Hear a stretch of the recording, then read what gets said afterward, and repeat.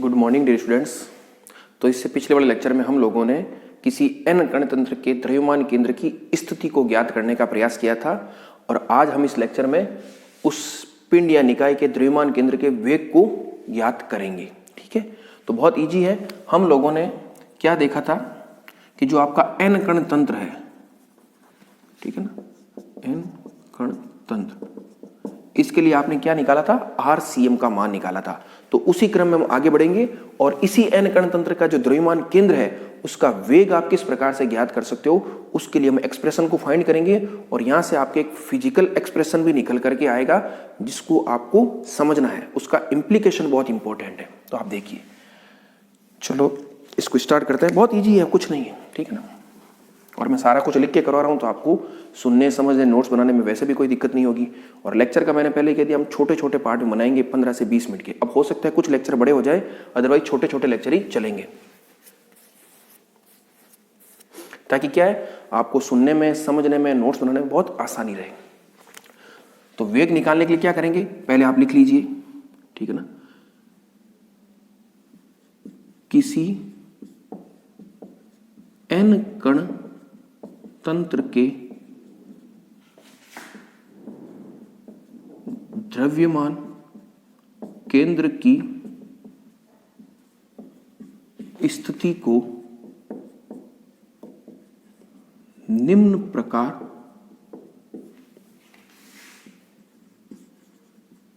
लिखा जा सकता है। आप लिख सकते हो, आप लोगों ने फाइंड किया है। कैसे फाइंड किया है ये देखिए, RCM is equal to summation I is equal to 1 to n MI RI upon capital M। ये आप जानते हो, इससे पूर्व वाले लेक्चर में हम लोगों ने इसको फाइंड कर लिया है। अब आप क्या करोगे, आपको वेग निकालना है। तो वेग सिंपली क्या होता है, R का समय के सापेक्ष अवकलन। तो वही चीज करनी है यहां पर, समीकरण 1 का t के सापेक्ष अवकलन करने पर, differentiate with respect to t of equation 1।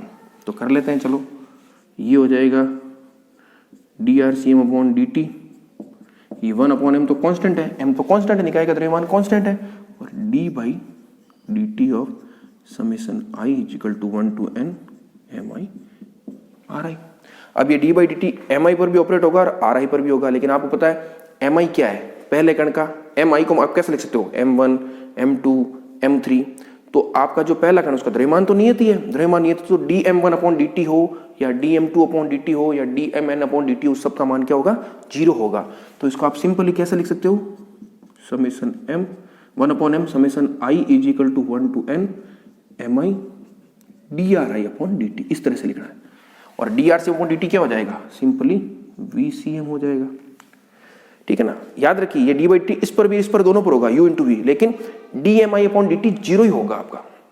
समझ सकते हो, कंफ्यूज होने की जरूरत नहीं है। मैंने इससे ये कैसे लिख दिया, आप चाहो तो मैं आपको ये बता देता हूं। इसको आप कैसे लिखोगे, इसको आप ऐसे लिखोगे dm1 अपॉन dt और r1 as it is plus m1 as it is dr1 upon dt, ठीक है ना। उसी प्रकार से dm2 upon dt r2 plus m2 dr2 upon dt, इस प्रकार से ये क्रम चलेगा। तो इसका मान 0 होगा, क्योंकि m1 का t के सापेक्ष अवकलन वो बदल, समय के साथ द्रव्यमान थोड़ी बदल रहा है, नहीं बदल रहा है, तो ये मान 0 होगा। तो पद केवल आपके पास m1 dr अपॉन dt बचेगा। उसी प्रकार से आगे क्या होगा, dm2 अपॉन dt 0 हो जाएगा, तो पद केवल यही बचेगा, m2 dr2 अपॉन dt। तो मैंने यही लिखा है mi dri अपॉन dt, ठीक है। बहुत सिंपल है, लेकिन आप जिसको भी समझने में थोड़ी दिक्कत हो तो मैंने इसको पूरा एक्सप्लेन भी कर दिया है। इस लेक्चर में ये मान के चल रहा हूं कि मुझे एकदम बेसिक से बताना है, ठीक है ना। कुछ चीजें ऐसी होगी जो ये सिंपली मैं मान के चलूंगा आपको आती है, अगर ना भी आए तो भी मैं पूरा बताते चलूंगा, क्योंकि क्या है, फर्स्ट ईयर की क्लास है, तो यहाँ पर मैं क्या कोई भी चीज को स्किप नहीं करूंगा, हर चीज को बताते चलूंगा। तो आप ऐसा लिख सकते हो। चलो, तो इसका मतलब क्या हो गया, ये आपका VCM, ये 1 upon m summation I is equal to 1 to m, ये MI, और DRI अपॉन dt क्या होगा, इसको आप लिख सकते हो सिंपली VI।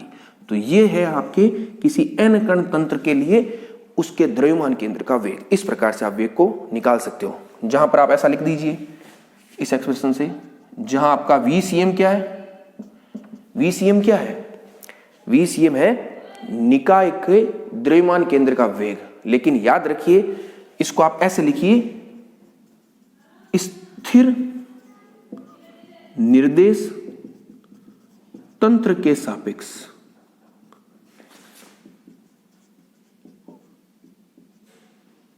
निकाय के द्रव्यमान केंद्र का वेग। एक ही चीज को स्पष्ट कीजिए, ठीक है ना, क्योंकि आपके पास दो तरह के निर्देश तंत्र हो सकते हैं। आप जैसे RCI था तो द्रव्यमान केंद्र पर खड़े होकर भी मेजरमेंट कर सकते हो और किसी स्थिर निर्देश तंत्र के सापेक्ष भी कर सकते हो। तो VCM कहां से मेजर कर रहे हो? जो आपने निर्देश तंत्र डिफाइन किया है वहां से कर रहे हो। उसी प्रकार से VI भी क्या होगा? VI भी क्या है?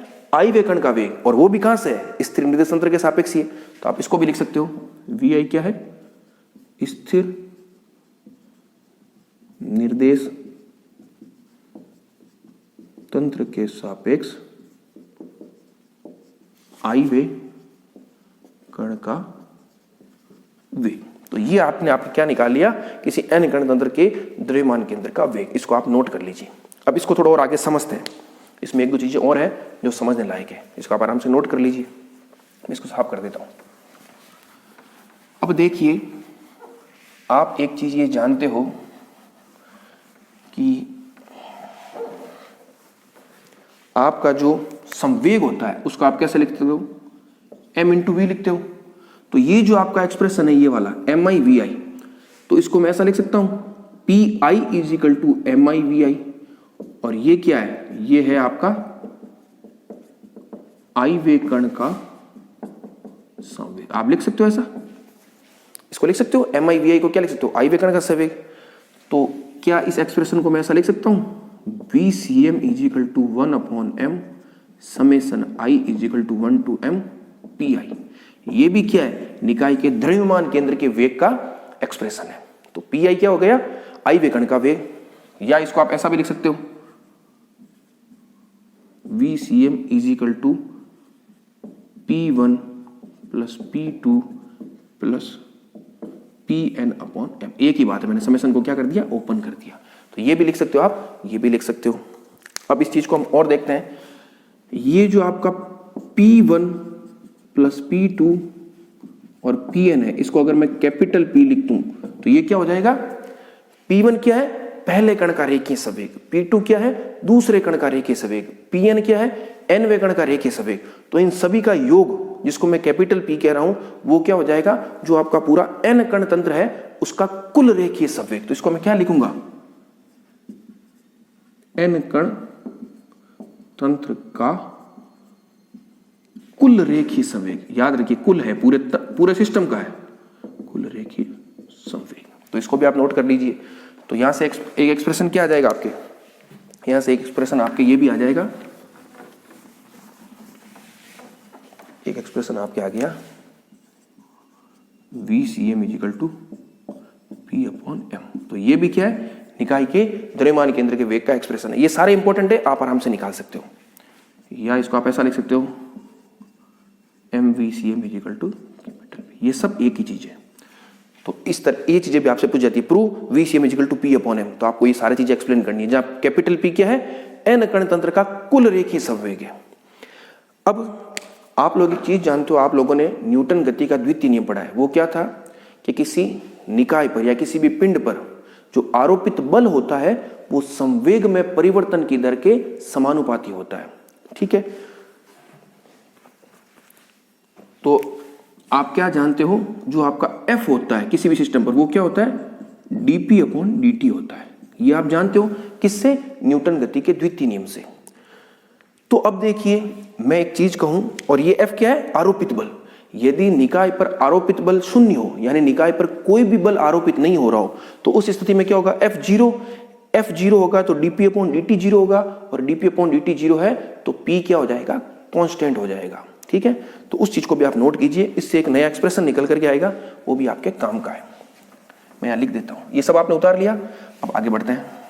ठीक है, अब देखिए इसको मैंने क्या कहा, आप लोगों ने एक एक्सप्रेशन फाइंड कर लिया था MVCM = P। ये आपने फाइंड कर लिया इक्वेशन, तो चलो छोड़ो। ठीक है, अब आप यहां लिखिए न्यूटन की गति के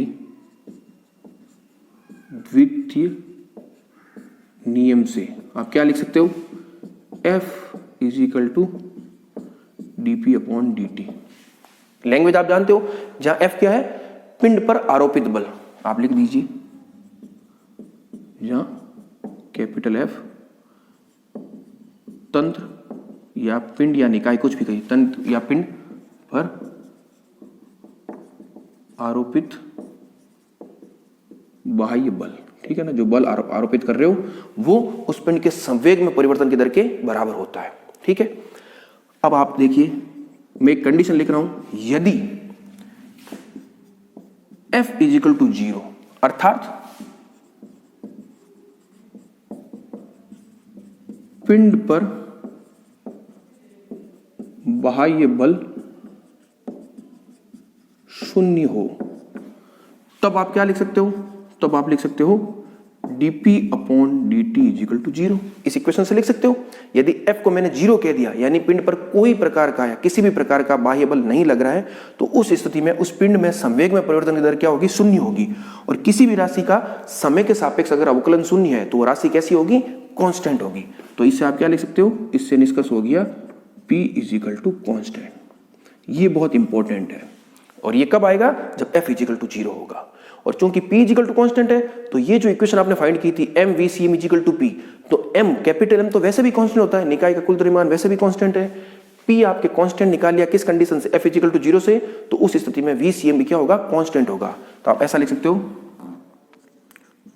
अतः VCM = कांस्टेंट। ये कब कांस्टेंट है, जब P कांस्टेंट है। P कब कांस्टेंट है, जब F 0 है। ये इस तरह से कंडीशन ध्यान रखिए, VCM ऐसे ही कांस्टेंट नहीं होगा, किस स्थिति में कांस्टेंट होगा, जब F = 0 होगा। तो यहां से क्या निष्कर्ष निकल गया, जो निष्कर्ष निकला है वो क्या है कि यदि किसी निकाय पर कोई बाह्य बल आरोपित ना हो, तो उस स्थिति में उस निकाय का द्रव्यमान केंद्र नियत रहेगा, ठीक है, नियत रहेगा। VCM का क्या मान, क्या रहेगा, नियत रहेगा। अब नियत के दो अर्थ हैं, जैसा मैंने आपको निर्देश तंत्र में बताया था कि V = जो नियत होता है जड़त्व निर्देश तंत्र के लिए, उस नियत के क्या मतलब है, या तो वो एकदम स्थिर हो सकता है या नियत वेग से गतिशील हो सकता है। तो आप एक लाइन लिख लीजिए, बहुत इंपॉर्टेंट है, वो कंक्लूडिव लाइन है, उसको क्या लिखेंगे आप, नोट कर लीजिए।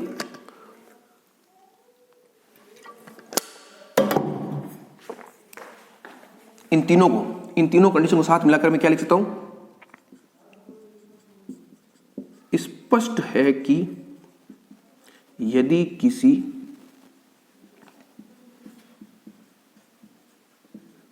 निकाय पर कोई बाह्य बल